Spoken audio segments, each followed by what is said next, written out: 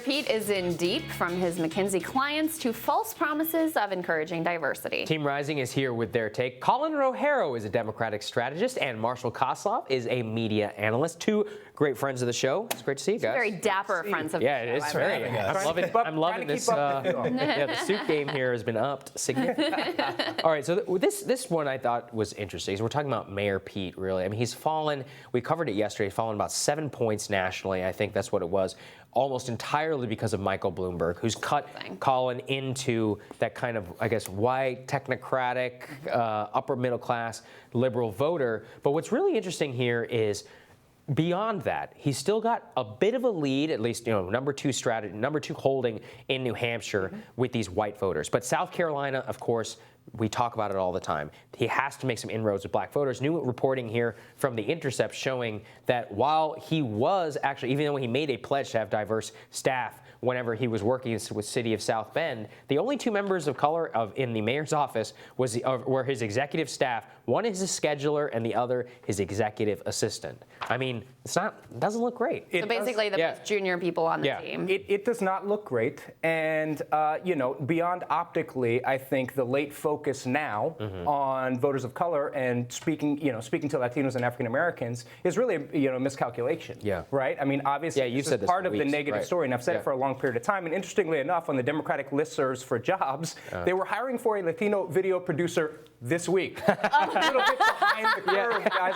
I wanted to text and reach out and be like, maybe you guys are a little late. You should have called us earlier. We could have helped with that. Right? Look, I think that problem is now reflecting itself, and it's reflecting itself as a vision of how he sees the country, and it's kind of, impugning his character some, which is what's damaging. There was a very telling news item about how at one of his fancy fundraisers in California, even the donors there were asking him about his lack of support with voters of color, because it's not just an issue in those actual communities where you have no support. Also, those white, liberal, affluent voters who do love Pete Buttigieg are looking at this and going, this is never going to work. Yeah, and there's so much going on here, because an issue a Democratic nominee is going to have is how are you going to get voters to turn out in urban regions who didn't show up in 2016? And if Mayor Pete can't get people excited at this point, that's why if I were a wealthy donor to Mayor Pete at a San Francisco thing, I'd be incredibly concerned right now. And there's so many things that are wrong with that. If I was a wealthy donor inside the wine cave. And the other broader problem here is that, look, Mayor Pete's doing well because in the first two states, Iowa and New Hampshire, he's a talker. He can go out, he could run a really aggressive campaign. That's going to translate well. But I think that what you're seeing here, I don't think anyone's voting on the percentage of African Americans in the South Bend ratio, but what they're actually voting on is the fact that there's a lot of very pretty talk, but when you actually look at that talk when it's implemented, it seems to be not really substantive. And that's exactly what we hear from a lot of people from who've been spending some time in South Carolina. As they ask the mayor, they say, "Okay, what have you actually done?" And when you look at that, it's bad. So you have the fake black endorsements from the Douglas plan. You have the firing or the removal of the first black police chief, the city of South Bend, and now you have this. And really, what it is about performatism. That's what they see from Mayor Pete. He says, "Oh, don't worry, I'm going to heal the wounds of this country and take us forward." Look at what he actually. And all we have to judge on him is a race which he won with only 8,000 or something like that votes, and ran this city in which he did not run it the way that he's promising to run the country, Colin. Yeah, that's what it is. Look, I think the reality is in today's day and age, you have to be authentic, or people are going to figure you out real quick. That's true. And his speaking multiple languages and his being kind of like the polar opposite of Trump got him to where he is. He is obviously the polar opposite of Trump in many ways. But it's about an inch deep, and people are figuring that out. He's a good politician. But no, he's too slick. That's the thing. He's like maybe what people wanted 10 years ago. That's great. It's like it's excellent. Him and Cory Booker, they're very good at the talking. Eloquent. They're very slick, very eloquent, all of that, and it's not what people are looking for now. I mean, here's my question, Marshall.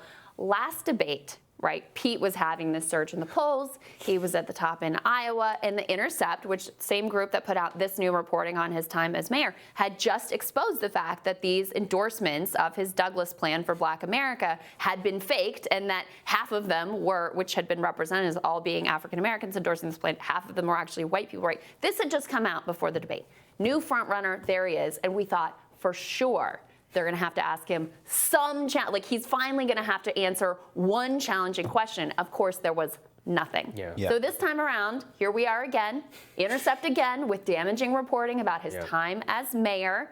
He's still there hanging in Iowa and New Hampshire. Is it going to be different this time around on the debate stage? So I think the good news is it should be, because this field's just so much smaller. This is just the elephant in the room with him, and I think that there's not much of a choice for engaging with this, because once again, this is the avenue of attack. It's the issue. It just demonstrates all of the problems that he actually has. Yeah, and I think what it is that you just can't be a serious candidate, right, Colin? I mean, what you're getting at with the Latino, you're only hiring of Latino. Look, guys, it's like less than 8 weeks to early voting in the state of California. Like, if you don't have that figured out by now, it's not going to happen. Like, having this whole Iowa first strategy, Pete Buttigieg is not Barack Obama. Barack Obama had a massive ground game in South Carolina, ready to translate the support of Iowa there. And this time around, I just don't think he's a serious candidate at this point because of that. I think that's right. And I think, whether or not it's going to come up in the debate, I think the answer to that is yes, whether the moderators bring it up or not. No. I think, there's going to be some Elizabeth Warren challenges, some other challenges, some shots at Pete about some of this stuff, and there should be. He needs to answer for it on a public stage. Look, I think if the rich donors are even bringing it up, I think the moderators may bring it up this time because they can read the New York Times just like everybody else. And even the New York Times, who loves Pete Buttigieg, is like, hey, there's a big problem here. Yeah, absolutely. All right, guys, stick with us. We got more for you right after this.